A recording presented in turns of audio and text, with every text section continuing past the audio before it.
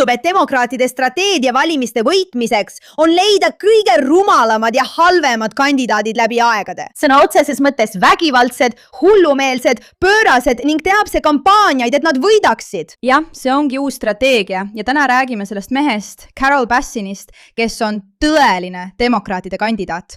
Ja kui ma ütlen tõeline demokraatide kandidaat, sa tõenäoliselt üllatud, kui seda videot näed. Pane oma kott ära! Pane oma kott ära! See on tema, kui see ei ole killer. Ma ütlesin talle, kui ta tahab, tule siia! Reegel number 1. Kui soovid olla poliitikakandidaat, siis ära lase end kaameral vägivaldsena tabada. See on läbi! Ära tee, jäta see rahule, ära tee. Hei, käi kuradile! Minu tüdrukute juures. Nad ei lähe minu tüdruku juurde veel. Mind ei huvita. Ära tee nii mees. Ma mõtlen, kas sa mäletad neid aegu, kui poliitikas tahtsid kellekski saada, siis pidid sa olema korralikult riides ja ennast esitlema kui keegi, kes on peen ja hoolib ühiskonnast. Mitte nagu keegi, kes on valmis rannas alasti karjuma. Noh, mitte päris alasti, vaid ilusates uhketes bokserites. Mida see tegi? Lähme edasi, lähme. Millega sa tegeled? Vaadake võtlis, mainege. Ma ei pannud teda kurat maa alla. Ma ei pea seda tegema. Lähme. Jätka. Lase tal sisse tulla. Hästi, hea. Ja, see on läbi. Ta on laps. Kas ta tõesti on? Ta hakkab kohe kaklust alustama, kutid. Ta hakkab kohe kaamera ees kaklust alustama. Ja ta tahab olla demokraatide kandidaat. Poiss. Tooli kasvataja. Just feel, vend.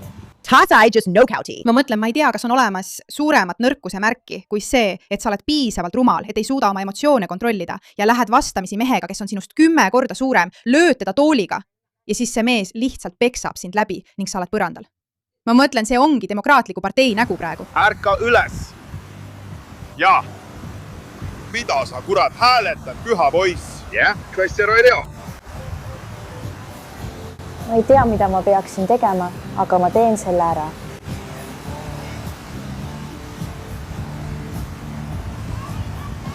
Sa ei tea. Kas ta tõesti üritas talle jälle kallale minna? Kui rumal see tüüp on? Ja et kui ma vaataksin seda videot ilma teadmata, et ta tegelikult oli demokraatide kandidaat. Ma mõtleksin, et see on üks kõige rumalamaid mehi, keda ma kunagi näinud olen. Miks sa läheksid selle mehe vastu? Õpi oma emotsioone reguleerima. Õpi end kontrollima. Sellel mehel pole mingit võimalust edu saavutada. Aga ometi on ta kuidagi ikkagi kandidaat. Tegelikult just nii kavatsebki demokraatlik partei Ameerika valimised kaotada. Selliseid psühhopaate oma partei kandidaatideks esitades. Ta näeb välja nagu kana. Pruun.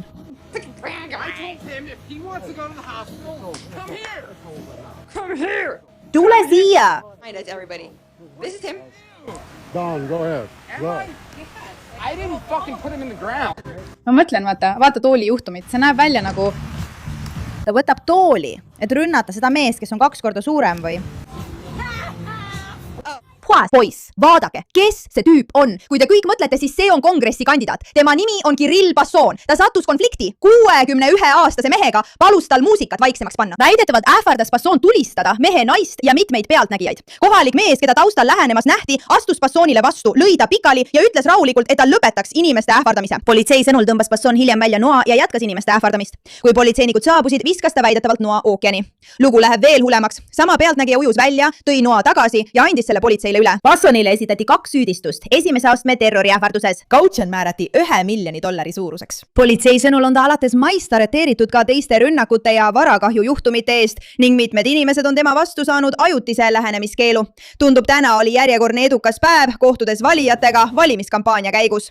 Kulle, lugege seda korraks. Seda on tegelikult raske mõista. Demokraadaidid tahavad neid valimisi kaotada. Nad valivad kandidaate nagu Kirill Basson, mees, keda on mitmel korral arreteeritud, kes on nüüd kautsioni vastu vabaduses 2 ähvardamissüüdistuse tõttu pärast seda, kui ta üritas rünnata suuremat meest, kes palus tal muusikat vaiksemaks panna. Ta saab ise nokauti, ta võtab noa, ta viskab noa ookeani. Inimesed korjavad noa ookeanist üles. Nad toovad selle tagasi. Ja ikkagi on ta demokraatliku partei kandidaat kongressi. julgus lahkuda. kaastundega teenida. Mina olen Kirill Basson. Ma kandideerin kongressi, sest ma ei suuda enam kõrvalt vaadata. Nagu paljud teist, olen ma vaadanud, kuidas meie riik muutub lõhestatuks ja ebakindlaks. Kui mu kihlatu kutsus mind esile astuma, teadsin, et pean tegutsema. Just sellist inimest tahategi oma parteisse. Mees, kes ei suuda oma emotsioone piisavalt kontrollida, et mitte rünnata endast 2 korda suuremat ja 20 aastat vanemat meest. See on minu jaoks lihtsalt täiesti jabur. Föderaalne juhtimine, kohalik mõju, reaalsed lahendused, reaalsed tulemused kõigile. Selle mehe jaoks $1 000 000 kautsjonit ja taaskord teevad demokraadid sisuliselt töö teie eest ära. Varitakse kõige rumalamaid inimesi, keda üldse võimalik, arvates, et kõik jäävad lihtsalt pimedaks. On põhjus, miks need videod levivad kulutulena. See mees ründab kõiki. Kuulge, praegu on oluline just see. Meid ootavad ees 2 erinevat Ameerikat. Me peame valima selle, mis teeb selle riigi piiritu potentsiaali teoks. Kui me tahame elada Ameerikas, mis tõuseb üles kartmatuse najal, mitte selles, mis vajub omaenda hirmu tasemele, peame täna asja tõsiselt võtma. Ma mõtlen, et just kartmatus oligi sellel idioodil, kui ta üritas seda meest rünnata. Mis toimub? Ma mõtlen, vaata, ta võtab tooli ja siis väidetavalt käib ringi üritades inimesi noaga pussitada, mille ta siis viskab ookeani, kui politsei tuleb. Ma mõtlen, ja nüüd ta lihtsalt kukub maha. See ongi täpselt see, kuidas Ameerika kartmatus välja näeb. Kui teil tuleb valida 2 Ameerika vahel, mu sõbrad, siis valige see. See on geniaalne. See on lihtsalt täiesti geniaalne strateegia. Siin ta on, lilled habemes. See on üsna kurnav. Mida ma oskan öelda? Aitäh, et sellele tähelepanu pöörasite.